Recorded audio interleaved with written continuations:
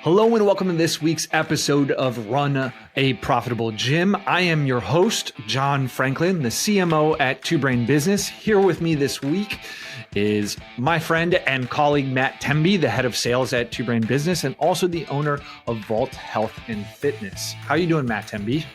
I'm doing great, John Franklin. How are you?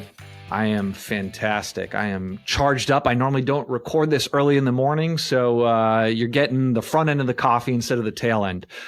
So you came on the podcast a month or two ago. We talked about the front end of the sales process. So discovery and building up to the pitch, but we didn't talk about the pitch itself and handling objections. So if you haven't listened to the first podcast, go listen to that. We will build off of that because this week we are talking all about driving through sales friction and getting to yes. So Matt, I think a good place to start is answering why do people get sales objections in the first place? Yeah, the sales objections come from awareness to change or a lack of awareness to change. So if you don't do a good job in discovery, people aren't going to be aware that they actually have a problem. The second piece to that is making a decision that they need to make a change. If you don't have those two pieces before you go to drop the price of whatever your investment is for your service, you're not going to get an answer today, which means that you are not going to be able to help that person change their life. So you have to have awareness. You have to have decision before they can take action. That happens when you shake hands and exchange money. So one of the things we talked about was most gym owners rush the discovery process. I know we did a whole podcast on it, but what are the key components of that discovery process? What do you need to know before you get into the actual pitch of the service? Yeah, you have to know what their problem is. You have to understand where they would like to go. So like current state is problem, future state is their goal. Take them up to the top of the mountain so they can see a picturesque view of what their life could look like with your solution. Then you got to bring them back down to the pit of despair through cost of inaction. Like what happens if nothing changes? Where are you going to be 6 months from now? And then ultimately it comes down to them taking ownership that they're going to be the hero of the story, whether they like it or not. Nobody else can do it for them. Your service will help with that. But again, we can't do it for our clients. So those are the four things that you really need to grab in discovery to get somebody ready to make a decision.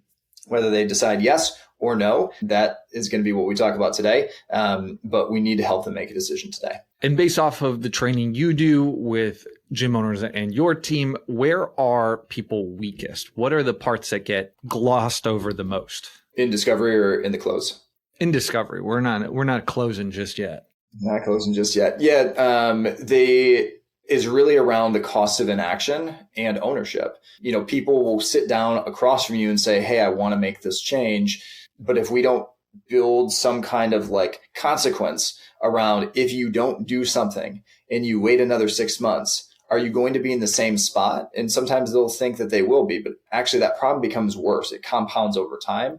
So we have to help them be aware of what is actually going to happen if they don't do something about this. And then they have to know that they have the king, or they're the king or queen of the castle. They have the key to the kingdom. So if they really want to make a change, they have to step up and take action to do that. As gym owners, a lot of time is spent thinking about the competition. What are they doing? What are they charging? Will this person go over there? But Matt touched on a good point. A lot of times you are not competing against the competition. The real competition is inaction. That person going back to their couch, telling you, hey, I'm going to think about it. You let them walk out the gym and then they just do nothing. And maybe you have a conversation again 6 months down the road, but most of the time they're on to the next thing after that. So today we're going to teach you how to get the yes and get the person closer to their goal. Now, assuming the discovery is tight, and again, if you want a full hour breakdown of the discovery, go listen to the first podcast that I did with Matt a couple months ago. We move into the pitch. And so what does the pitch look like in one of your gyms? Yeah, the pitch really has to be customized based on what the person said that they are trying to accomplish. And, you know, as Two Brain has talked about for a long time, using the prescriptive model, like it's our responsibility as a gym owner or as a coach to give them the true solution, like the best solution to reach their goals is really what we need to customize. And we need to hit on the points of pain. So if somebody says, hey, I really struggle with, you know, if it's a suburban mom, I struggle with having freedom of time. Cool. Then you need to hit on like, hey, we have 8 session time that you can get into, or you can do one-on-one with me and we'll just choose the time that works for you every Monday, Wednesday, and Friday. If it's somebody that needs more accountability, then you should highlight your client journey over the first 100 days of like, we're going to check in with you at day 30, 60, and 90. We're going to sit down with you and adjust your plan. All these things that we've already built out in our businesses, now is the time to highlight specifically based on the pain and being the bridge to get them the thing that they actually want. Is this something where you're going to deliver 3 different membership options and allow them to choose from a menu, or are you giving them one membership option and then based off of what they say, upselling or downselling? Yeah, you give them the one option that is going to get them to their goal the fastest. Okay. And what does that look like? What are you looking for in the conversation to make the right assessment of which package is right for them? Yeah. So for most two-brain clients, they're going to have an on-ramp, which is one-on-one personal training to make sure that people are training safe, efficiently, and that you're building some kind of like one-on-one connection with that person. So you're going to have that depending on how it's packaged. So I'll just use one of my gyms for example. We start with one-on-one, and then you can package that with 12 weeks of group. And we do a front-end nutrition program that is like our bonus to you because it's a self-guided program. So you get all of that plus your accountability checkpoints and your body composition scans.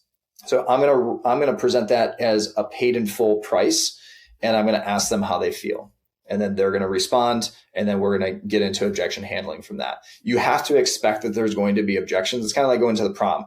Like the prom ends in a dance, but it doesn't start with that. You got pictures at your friend's house, you have dinner, you have whatever games. It's been a long time since I went to prom. And then you have the dance. So you have to be ready for that. If you don't come prepared, you're going to be like the awkward kid standing in the corner that's not having any fun. And you're not going to change any lives if you do that. So that's what you would do. I would present that for that person based on the things that they had told me. Now, if that's not the right fit for them, if they're never going to go into group, I'm just going to say, hey, we're going to start you with one-on-one training, and we're going to start 2 times a week, and then we'll assess after the first month. And I love what you said there. You pitch the paid in full price and you ask them how they feel. And this is something that you've championed within Two Brain as a business that has been a game changer for Two Brain's business at a much larger ticket than the average gym is doing. So let's talk through that, because I think that one little tip, if we kind of work through that a little bit, that can make a dramatic difference for a lot of the gym owners listening here. And it's something that could help them pay for mentorship relatively quickly instead of dripping in payments throughout the course of a year, 2 years. Being able to get that all on the front end is incredible and useful, especially if you are someone who is struggling and, trying to figure out where the rent and payroll money are coming every month. So explain it to me exactly how you would pitch the pricing for your higher ticket, higher tier program. Explain what your avatar is first, and then we can go from there. Yeah. Okay. So I'll use one of my other studios. It's a small group personal training studio. So we have a 6-week program where you're going to pay for 4 weeks because we don't believe in discounts. We're going to give you 2 additional weeks. And then we have our nutrition program, that same program at the other gym. We're going to include that. So it's $400 if you train with us 2 times per week, $500 for 3 times, $600 if you train 4 times, and $700 if you train 5 times per week. So let's just role play this out and we'll see where this goes. So John, based on everything that we've shared today, I believe that the 3 times a week option is going to be the best fit to reach you to your goals. So the investment for this program is going to be $500 upfront. So how do you feel about that? It was a little more than I was looking to spend, to be honest. Okay. Tell me a little bit more about that. I did group training. So I'm coming from a background of Orange Theory, like I told you, and I was paying about $139 a month there. I know you said the class sizes are smaller, so I was expecting it to be a little more expensive, but not 4 times as expensive. Okay. Well, John, just to make sure I understand what conversation we're having, just a minute ago, you said that you feel like this is the right plan for you. Do you still feel that way, or has the price changed that? I think this training is going to be more effective for me than what I was doing before.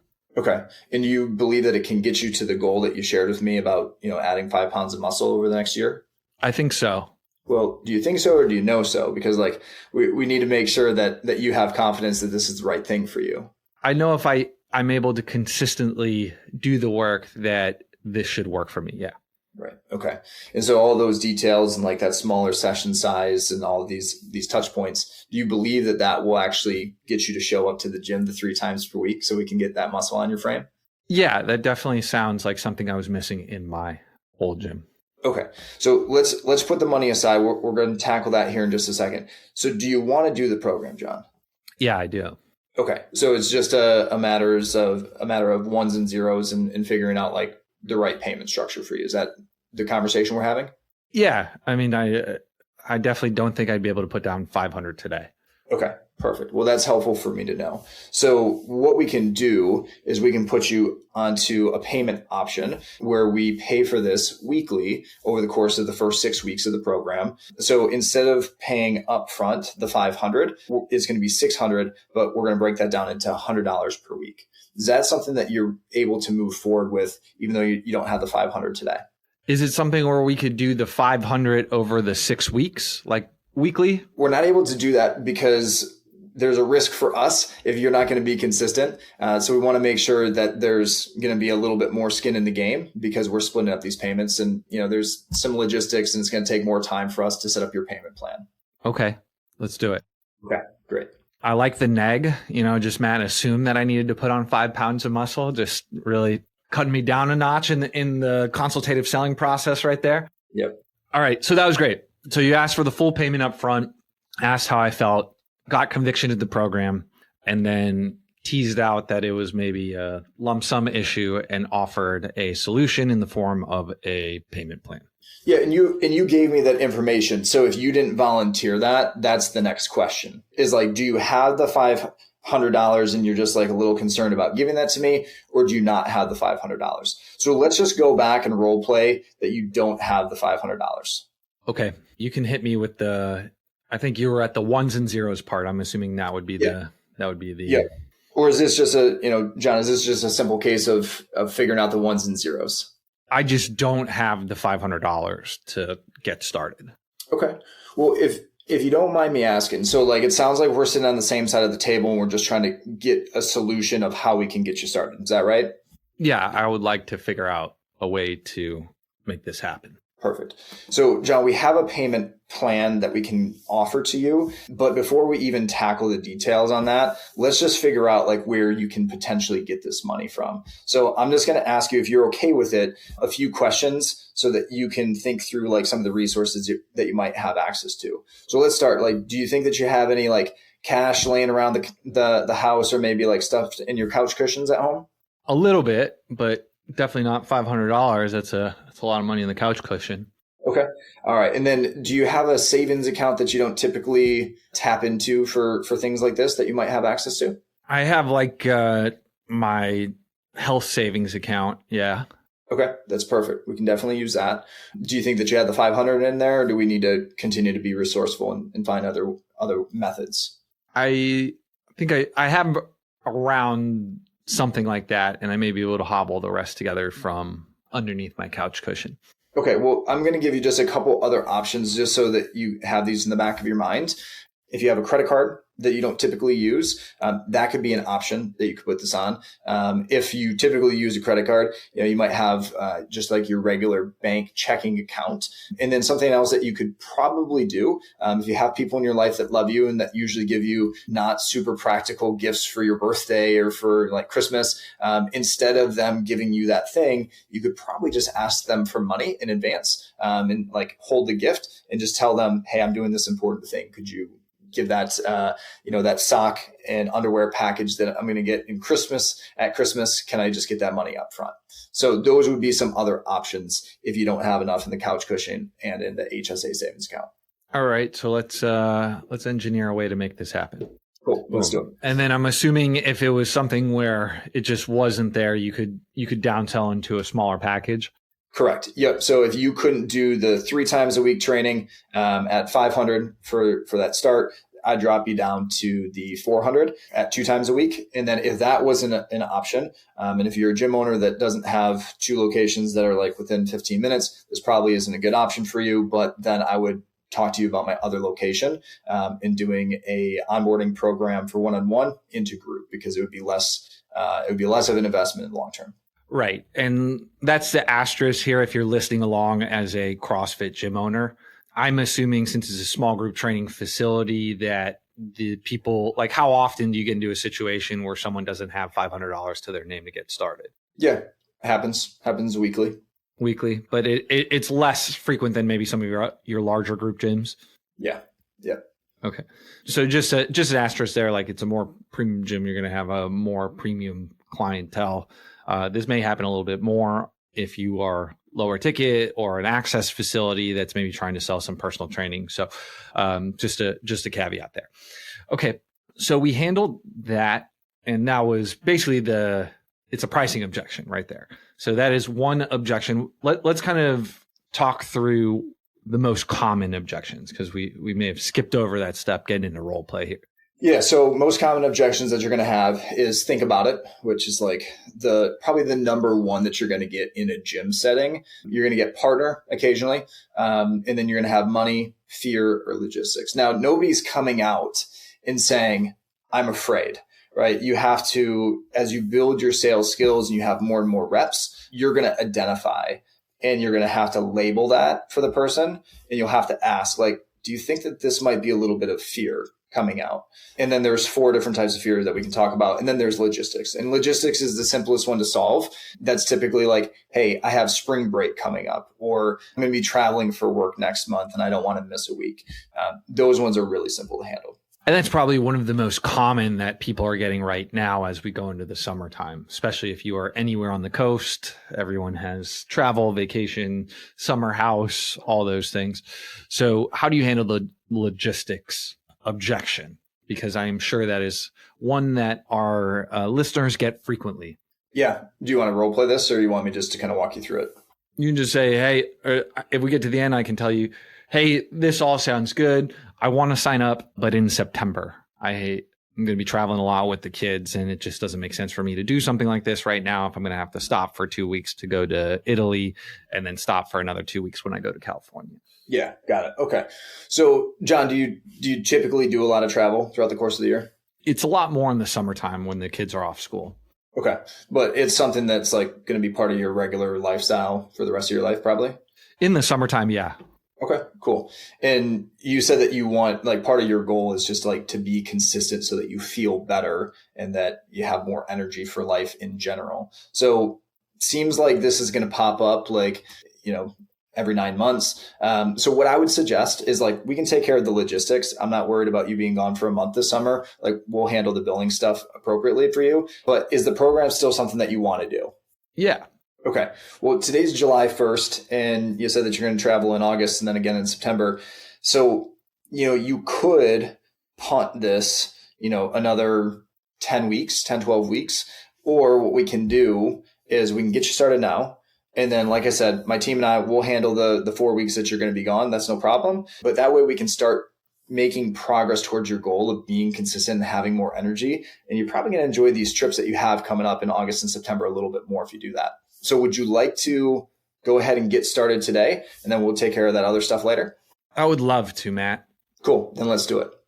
So when it comes to logistics, you have to put their mind at ease. And the simplest way to do that, when you hear that logistical objection, just say, hey, that's no problem. We'll take care of it. And then you as the business owner, and you can empower your team to say, that's not a problem. And then you guys can figure it out in the back office on the back end of how you're going to go about handling that for this new client that you're going to help change their life.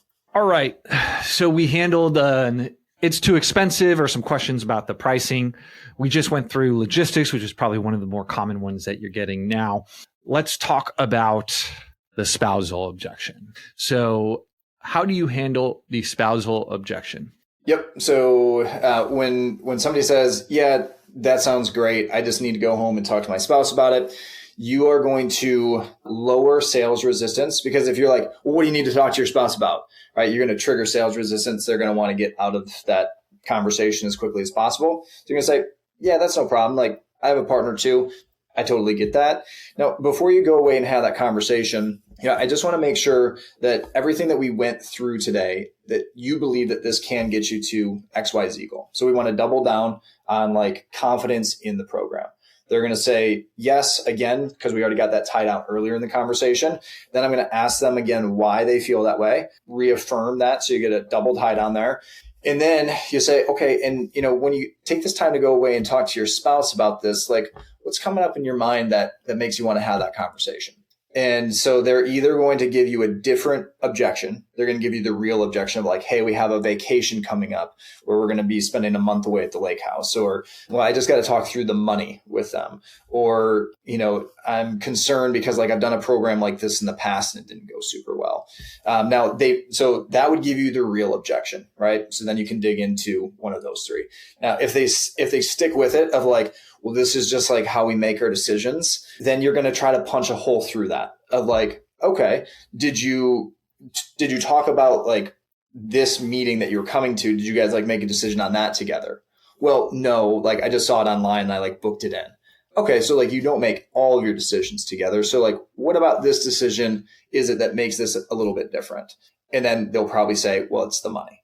And so now we have the real objection is that it's actually a money objection. It's not a partner objection. Now, I will share that there was somebody inside our mentorship group that had 2 partner objections last week. She had posted about it in the group. And I'm not a fan of this, but she said, okay, you need to talk to your partner. Like, why don't you just call them right now? And both of them called their partners from the gym, and their partners are like, yeah, go ahead and go for it. And when I took a step back and thought that through, I actually love that because we already know that when somebody leaves without making a decision, right, they haven't taken action to change, the likelihood that you ever see or hear from that person again is very low. So if you actually care, you're going to stay in the pocket, be a little bit uncomfortable if you're not great at having these conversations, and challenge them to make a decision today while they're with you. It's easier to be part of the conversation today than you just taking an order of like, yep, I'm signing up, or no, I never want to talk to you again, when they talk to you next Monday. So I thought she did a really great job by like just pushing the envelope and saying, hey, that's cool. I got a couple minutes. I can step out. Why don't you call your spouse right now so that you guys can make a decision together right now? Simple enough. All right. I don't think we need to role play that one, but let's break down the key point there that many times when given a spousal objection, it's a smokescreen for another objection. So you want to ask clarifying questions to see if you can tease out what the actual objection is. In some circumstances, if it is a spousal objection or you keep getting the runaround to this is just how we make decisions and you feel comfortable, you ask that person to call their spouse while they're at the gym so they can make that decision there instead of doing another go around of trying to schedule getting them come in and close the sale. Is that right? Yeah. And John, there's a couple other ways, and I'll share this in the podcast because I think that these are like valuable resources, is asking a question of like, when you go away and have that conversation with your partner, is there any reason that they wouldn't want you to get the support or insert whatever like problems that they need, like the accountability, the education, and the guidance to solve X, Y, Z? You want to ask, is there any reason that they wouldn't want you to get that? And they're probably going to say, well, no, they want me to do this. And so then you can kind of get into like, where is the objection? And the other way that you can go about this, and something that you want to be really careful of, is you don't want to ask, well, what do you think that they would say? Because now you're putting that person in a position where they have to like read the magic 8 ball of like what they think their partner may or may not say. So what you would ask is, when you had conversations like this in the past, what has been some objections for your partner being on board with you starting a program like this? And then they're going to tell you like, this is what we've worked through in the past, so that you have more information that you can either guide them, because if they're adamant about like having that conversation, you can help with frameworks there. But oftentimes, let's say this is somebody that's trying to lose body fat and they've done like keto and they've done, if it fits your macros, they might say, well, I've done programs and I've failed. That actually is a fear of yesterday. They're fearing that their partner is not going to support them because they've failed at this. And so it comes back to them actually showing up and doing the work. So those are some things that will be helpful when you're going through, when you're navigating like that partner objection. The other piece would be, when you're going through this, is asking if the price was, let's just call it half. do you think that your partner, would you still need to talk to your partner? So like if it's a paid in full program, it's $1,500 for, a month. If I said, if this program was $500, would you still need to talk to your partner about it?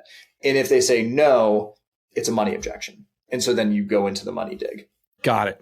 I think that is helpful for a lot of people listening here.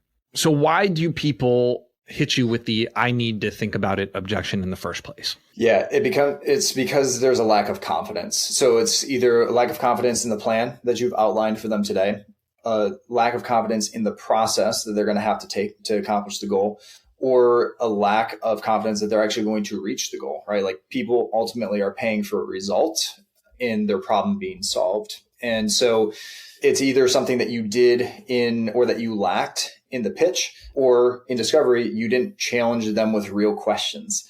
Rapport, oftentimes people think gets built by talking about the ball game or the weather or like a recent trip to a similar place. But where it actually comes from is asking challenging questions that digs into why this is important to that person, because most people won't ask real questions. When they find somebody that is sitting across from them that asks the real questions, that makes them think and gets them like to emotionally open up, that is where rapport is actually built. And that's where trust is established. So that part's really important. So they hit you with the I need to think about it objection. It is typically a lack of confidence in, they think you cannot solve their problem with the thing that you pitch them, basically, and they want to defer the decision or get out of the conversation, right? Yeah, you got it. So as the sales guy, what now? You've botched the front end of the pitch, or you've botched the discovery. How do we dig ourselves out of this hole? Yeah. So you're going to do the same thing that you did with the partner objection. You're going to go back and you're going to say, hey, you know what? That's not a problem. Like you can take all the time in the world that you need to think about it. Now, before you do, I just want to ask, in your opinion, do you believe that everything that we've gone through today can get you to X, Y, and Z? So you're getting them to double down on this. If they say no, now you can have a real conversation about like why that is. If they say yes, you're going to ask them why. They're going to give you the double tie down. And then you're going to say, hey, before you go ahead and take some time to think about it, like what's coming up that makes you want to do that? And then they might give you, because think about it, generally speaking, is a smokescreen. So this is the opportunity for them to just open up and share that with you. Now, if they don't, then you're going to have to kind of dig into this. So sometimes they might say, yeah, I need to do some research on this. Well, you can take all the time in the world to research this. What are you looking for that's going to help you make this decision? They could say like, I just need to see like some social proof. Now you can also say, hey, you could end up spending years researching this, but generally we already know in our heart what we want to do. And it's okay for you to say no. So if I can challenge you to make a decision today, do you want to do this program or do you not want to do this program? And then you lay it out. It's a binary question where they can make a decision there. So that's definitely one way that you can go about doing that. And do you get no frequently when you ask them, hey, do you think this program is going to get you to your goals? Do you hear no a lot? I don't remember getting a lot of no's. No, generally speaking, it's not. Usually for fitness sales, it's going to be a lack of their confidence of showing up, doing the work and getting the outcome because they've done something in the past and they failed. And so that's why the pitch is so important of piecing together. We're going to do this, this, and this. You don't have to say because you failed at this in the past and you told me like you didn't get enough strength training at Orange Theory.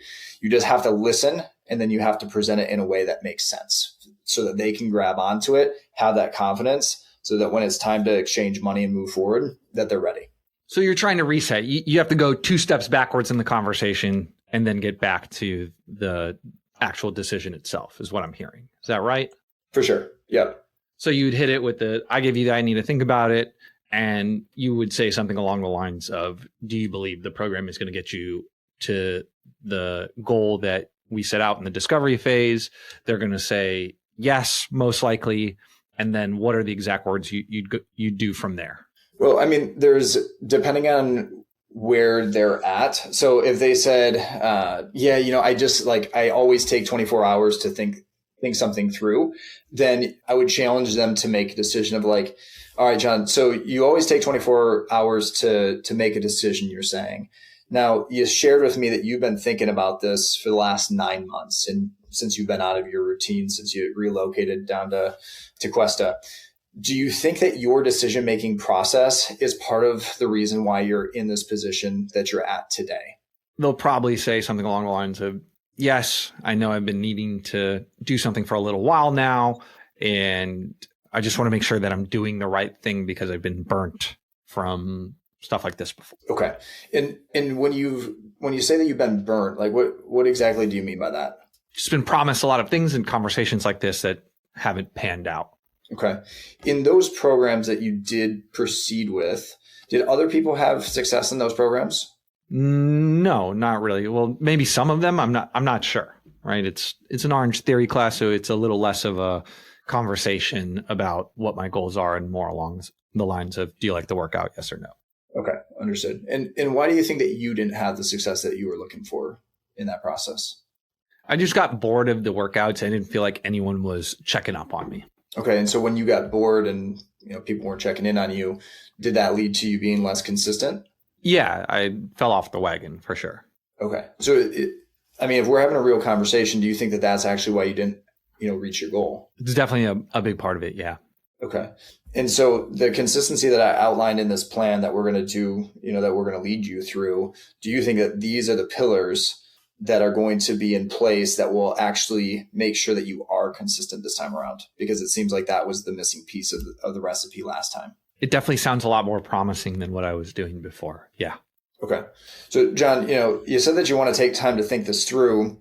You're going to go out and you're going to research us on Google, and you're going to either hold on to like all of the 5-star reviews, or you're going to be looking for like the one like 2-star review, and you're going to make your decision on like what you're actually looking for. So are you looking for a reason to do the program or not to do the program right now? I'm looking for validation that this is going to work for me. If I make the investment, that I'm going to get where I need to go. Okay. And, when you first came in, you saw our wall of testimonials. Was there something missing from the success that, those hundreds of people that have worked with us over the last 7 years? Was there something missing in that to give you that confidence that you can be up on that wall like them? No, I definitely, if I could turn out like Steve there, who put on that 5 pounds of muscle that I'm just looking for, that would be great. And John, at this point in the conversation, like, I don't need you to know everything that I know and that my team knows of how we're going to get you there. I'm going to need you to trust us that, over the last 7 years, we've done this with hundreds of clients, and that as long as you meet us in the middle and show up and do the work that we're going to give you, that you can be with Steve and have the 5 to maybe 10 pounds of muscle if we get you on some TRT.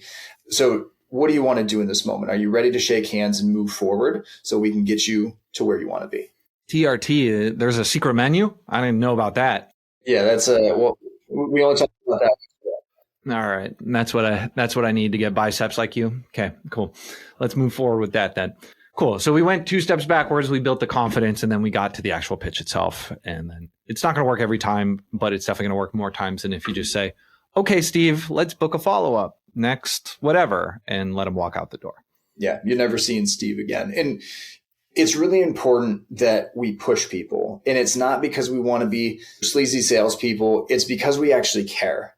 And if you had a real conversation in discovery, you're establishing the base of, I care about you as a human, even though I don't really know you, but you trusted me enough to book time to either meet on Zoom or to meet in person, to have a conversation about something that's very intimate and private in your life, which is your health.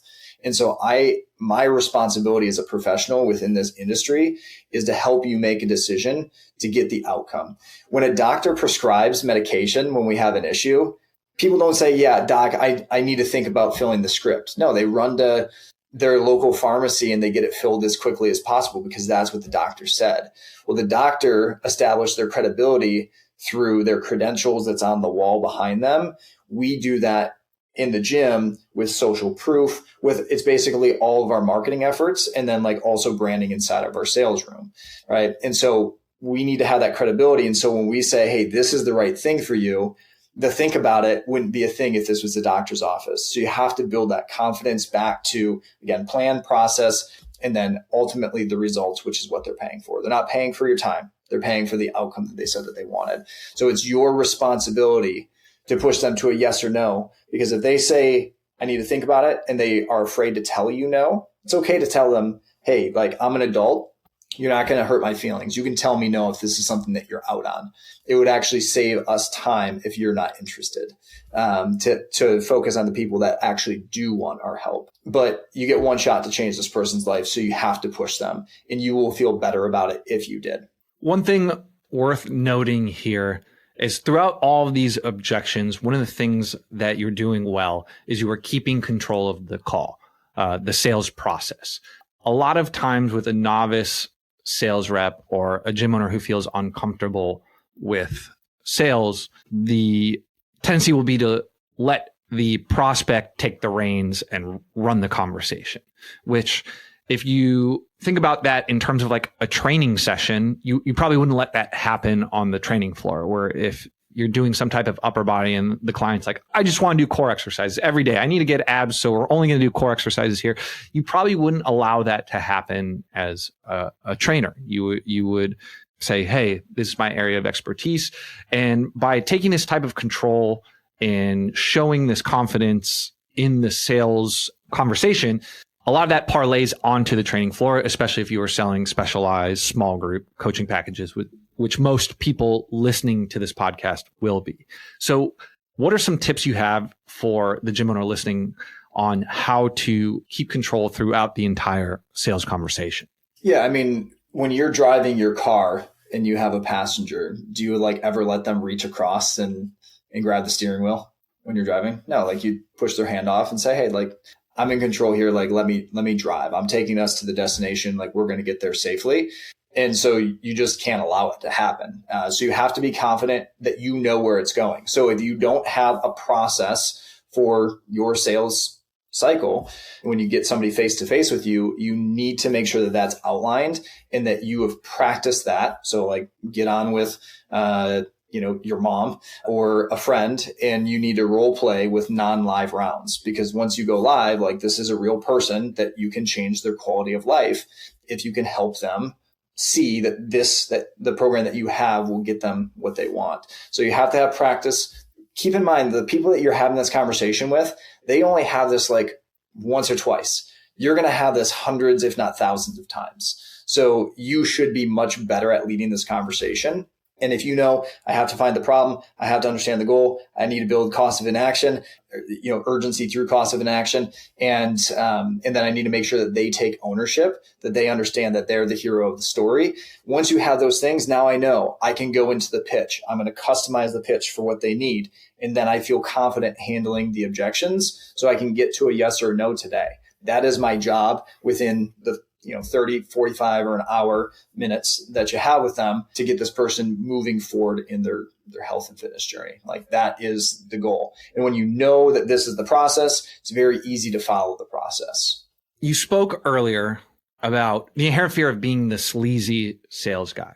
You don't come from a sales background, and you had that fear, and you went from being okay to someone who's one of the best at sales in the Two Brain network. How did that happen? What did you do to get to that point? If you are talking to yourself 5 years ago, what advice would you give that person? Yeah, I didn't understand that selling is actually helping.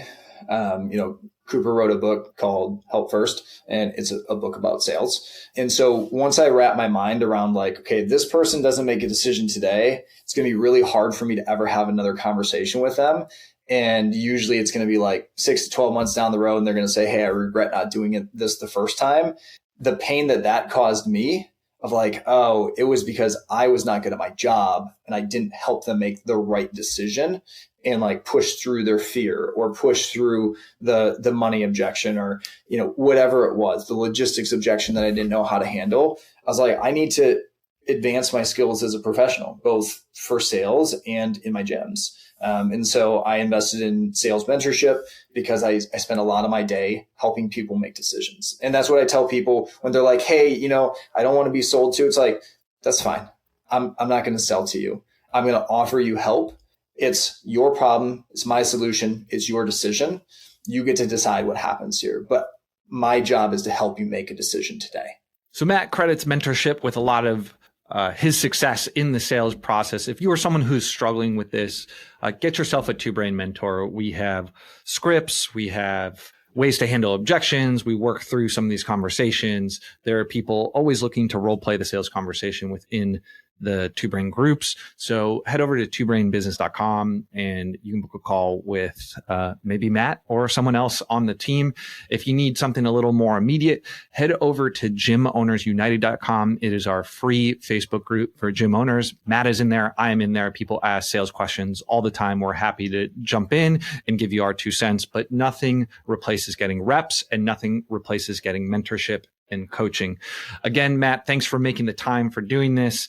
If someone wants to go find you on the internet, where is the best place to find you? Yeah, find me on Instagram at Temby Training, Temby Training. That's probably the best spot to follow along. Now, John, if we can we give the listeners a bonus if they've listened this far? Yeah, let's do it. Okay. So I wanted to circle back to something that we talked about in Partner, because this is often something that will come up. So this is like kind of a word track that you can use if somebody is like adamant, yeah, I gotta talk to my partner. So what I would say to that person is, okay, so when you go and have that conversation with your partner, they're going to probably ask what the price is, right? Yeah, of course. Okay. And so the only data point that they know about this entire process is how much it costs. And they don't understand how it's going to solve the problems that you have. Is it really fair for you to take all of this information back to your partner and to put the responsibility on them to make a decision based on just the price? And then that person typically says, no, you're right, that wouldn't be fair. And it's like, they don't have full context. So I'll say, okay, so based on that, do you really need to talk to your partner about this? Or is there something else that's causing a lack of certainty of this being something that you're ready to move forward with right now? So that's the bonus tip. Because you guys listen to the end, always listen to the end of the podcast. And Matt does. He actually listens to the end of every podcast, which is, you're one of the few, and we appreciate that about you, Matt. That is it. We're going to call it for this week's episode of Run a Profitable Gym. If you enjoyed this, subscribe for more content to grow your business. And like I said, head over to gymownersunited.com, pop in there. We're always there to help you answer any questions you have about running a profitable gym.